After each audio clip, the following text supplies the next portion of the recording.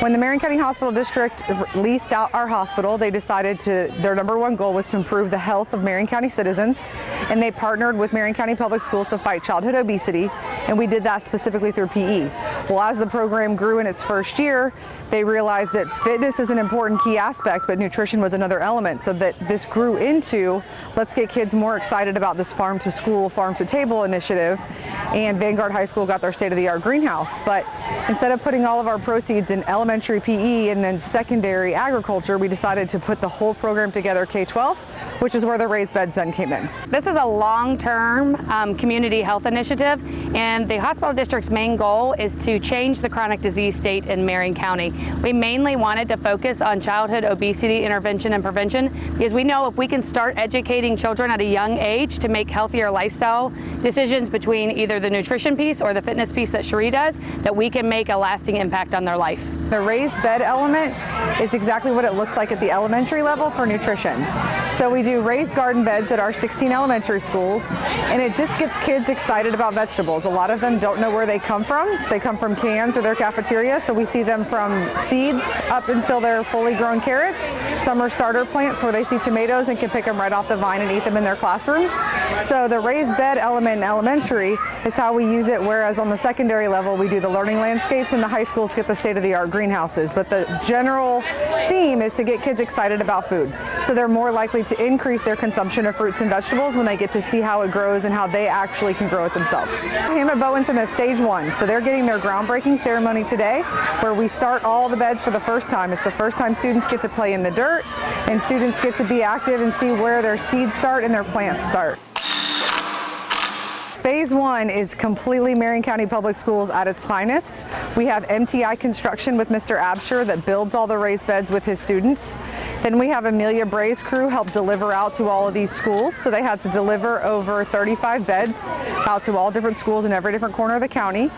Then we have the feeder school. So here at Hammett Bowen, we have Westport FFA with us today, right in the middle of the Southeastern Youth Fair. We go ahead and grab some of their students to come out and talk to our younger students. As FFA members, we live to serve our community, so we want to give the children as much opportunities as possible to learn more of agriculture, and especially give them fun options, because they're probably like, oh, well, agriculture is kind of boring, but we want to show them you can have fun, and then you can learn where your veggies and fruit and everything come from. Yeah, they'll come in later and start planting, so we're just going to do it for them for right now. It's quite fun. It's funny because, you know, as being younger, I remember looking up to everybody else that was older than me, whether it was older cousins or just older family friends, and being able to see that from them, you're like, oh, that's kind of cool. They're doing it. Like, I want to do it too. So hopefully they'll see and be like, you know what, maybe I can do this later on, start my own garden. We're going to put the Epsom salt and the fertilizer in. Okay. We have all kinds of guests here that help us to try to make sure teachers understand this is supported by the district. So we have our science program specialist, Michael Cullen, come out to provide standards and help with lessons. We have Heather McClellan from Food and Nutrition Services that helps to make sure that the foods go back into the mouths of our students. And then, of course, Dr. Mayer and our school board members have been great supporters. I like to see these kids interact with each other, with the staff, and just to see these kids get back with nature, seeing them play in the dirt. All kids like to play in dirt, so and as you can tell, they're enjoying themselves just with dirt. So it doesn't take a lot of things to make kids happy, so I like seeing the kids happy. I never thought at 50 years old I'd be digging in dirt with kids, but we never know how life is going to take us, so it's fun. It's fun. Smooth it out, guys. Smooth it out. I like hanging out with them, so the folk elected me to be able to be out with these kids, to be out with the teachers, to be at the schools. We can't do our jobs effectively if we don't know what's going on in school, so I like being around these kids. When the kids see that the adults care this much about what they put into their mouths, it really helps push the program and its initiatives, because again, the bottom line is increasing consumptions of fruits and vegetables. So when they see Dr. Mayer get excited about playing in dirt, they want to play in dirt. When they see Reverend Cummings helping them out and talking about plants, they know it's important. And they see these successful role models and know that that's what they want to be like. This is a living classroom for them. They can come outside, they can do math lessons, they can do predictions. How much is my plant going to grow in a week? Is it going to be 2 inches? Is it going to be 2 feet? How long will it take for a plant to be able to go from a baby to being ready to harvest? So there's predictions involved in math. And science, we're looking at the life cycles of a plant, the growth. So either nature science, plant science is all involved. So from day 1 to day 180, kids in science can definitely be out here every single day doing something that directly correlates back to their standards. They each got to come up with what they thought they would learn by growing these gardens, and they selected the words, and we made this sign for them. The kindergartners can come out, they can measure and see how tall their plant got, how many leaves it has on it. They can predict what might happen. So yes, they came up with all these words: science, math. They're all taking ownership and taking part, so they can be a little more excited about what's happening along the way because they got to start it. Some of them were saying, I've never even seen a garden before or anything grow. I just buy it at the store. So I think this is really getting them to see what happens before they purchase it at the store, and their hard work can be enjoyed at the end. It's very fun, and it's very good, like when you know about plants, it's just so good. Because like when you learn about it, you're like, oh, this is awesome. Because you just eat plants and you never like, wait a minute, where does this come from? We of course always encourage it in science because of nature of science, life science, plant science. But we have seen some great teachers do some math lessons with predictions and measurements over time and observations. We've even seen them talk about different books and how Jack and the Beanstalk portrays plants one way, but then in real actuality what they look like. So we've seen some different literacy elements, but yes, they can incorporate most subjects that they teach, including social studies, into these raised beds. I can teach the world's greatest science lesson there was, but I can go out there and show them how a carrot is growing, and we can pull it up and look at it, and they'll be way more amazed than me doing a song and a dance up in front of the classroom, or them taking notes, or a really cool PowerPoint that I thought was great, and then I go out here and they pull up a little plant, and that was 10 times better than anything I've ever done for them. So yeah, it's very, very cool to see their reactions, and it's such a great learning experience for all the kids, any type of kid, whether they speak English, don't speak English. We have the ESOL kids here at Saddlewood, so half of our class is speaking another language, yet we can all go out there and we all understand what's happening, things are growing, and they can taste it all, and it's a universal way to teach. The lessons inside these raised beds are limitless. Whether, like we've talked about before, whether it's coming out and teaching a math lesson, or absolutely looking at conditions that we can't control because we're in an uncontrolled environment, or looking at what happens to the soil when we don't water it, or when we water it too much and the nutrients leach out. There are all sorts of lessons that can be learned here. Again, these are living land lab classrooms for them. So it's different for them, because it's one thing to read something in a book.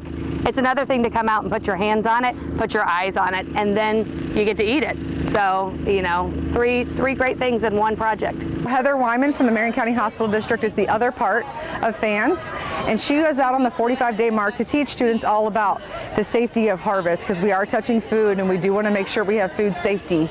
The leaves on this plant, as well as most of the other plants in the bed, are edible. She also goes out and talks to them about the different forms of what part we actually harvest. Sometimes it's the tops, sometimes it's the whole plant.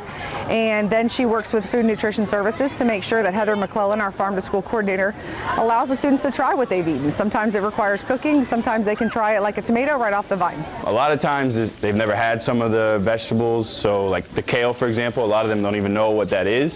So it's the first time that they've gotten the opportunity to even try it.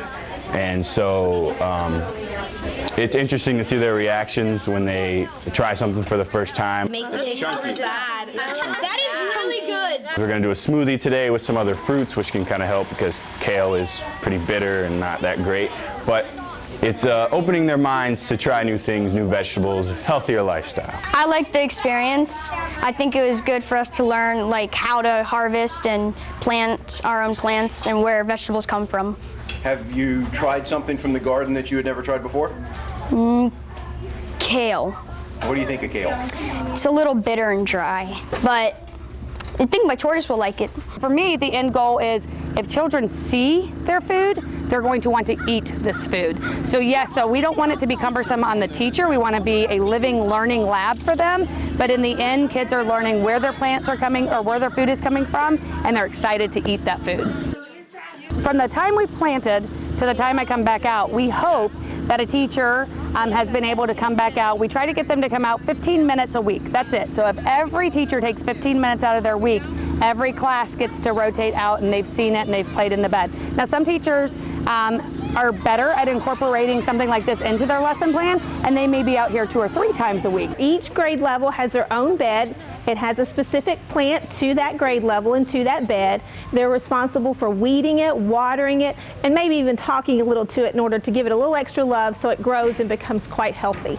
Many times going from specials to lunch, they pass by the raised bed and they take that transition as an opportunity to weed the gardens and to water them and to check on their growth. Fort McCoy's in stage 2, so they had their groundbreaking last semester, so their kids already had this big ceremony.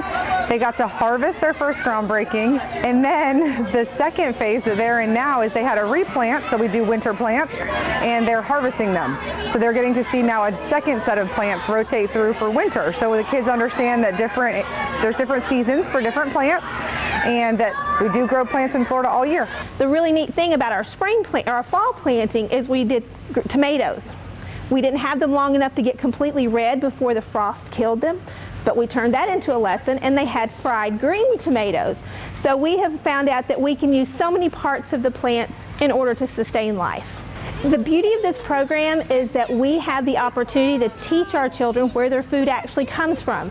In many cases, they're taking a seed, planting it in the soil, and watching it grow. We're tying that in with our science standards. Students are using their interactive notebooks to watch the growth, to measure the growth.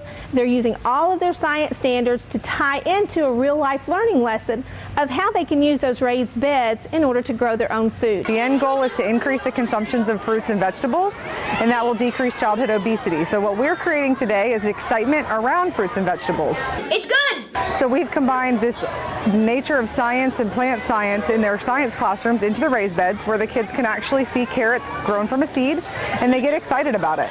So they're more likely that they are to spend time in these outdoor classrooms and experiential learning than they see the fruits of their labor. My main goal is to get children to try it and eat it, because a lot of kids will tell you they love broccoli, but a child may never have tasted or seen a collard green. So if I can educate them on that it does taste good, then they're going to go back home to the grocery shopper and talk to the grocery shopper at home and say, hey, Mom, Dad, Grandma, we had this at school today. I didn't know I liked it. Will you buy it? And now I've just changed a lifestyle behavior in the home.